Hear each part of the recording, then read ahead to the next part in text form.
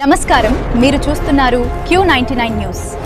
నిజం వైపు నిబద్ధతతో.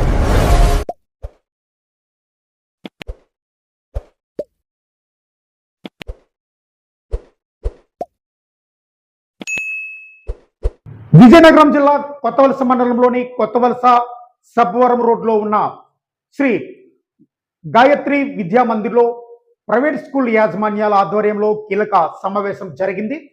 ఈ సమావేశంలో ప్రైవేట్ పాఠశాలలు ఎదుర్కొంటున్న సమస్యలు, ముఖ్యంగా ఫీజు బకాయిల కారణంగా విద్యార్థుల చదువుపై పడుతున్న ప్రభావంపై విస్తృతంగా చర్చ జరిగినట్లు మనకు పూర్తిగా సమాచారం అందుతుంది. ఈ కార్యక్రమానికి ముఖ్య అతిథిగా హాజరైనటువంటి ఏపీ యుఎస్ రాష్ట్ర general secretary Shri BV Murali Manohar union తరపున ఎంఈఓకి వినతి పత్రం అందజేశారు.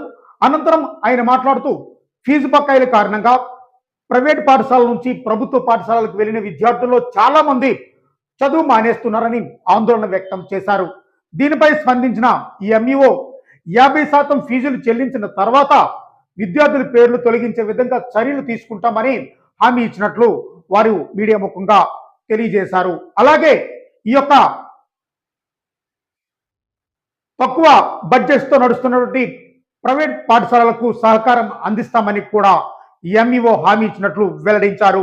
ఈ యొక్క సమావేశంలో విశాఖపట్నం జిల్లా గౌరవ అధ్యక్షులు బి మణికుమార్, ముఖ్యంగా అలాగే రాష్ట్ర organisation secretary YV Prasad, zonal president VST Naidu, జిల్లా సెక్రటరీ సూరిబాబు, అదనపు general secretary union Nani, Gayatri Vidya Mandir principal K Purna, correspondent Ramesh తదితరులు ఈ యొక్క కార్యక్రమంలో పాల్గొన్నారు.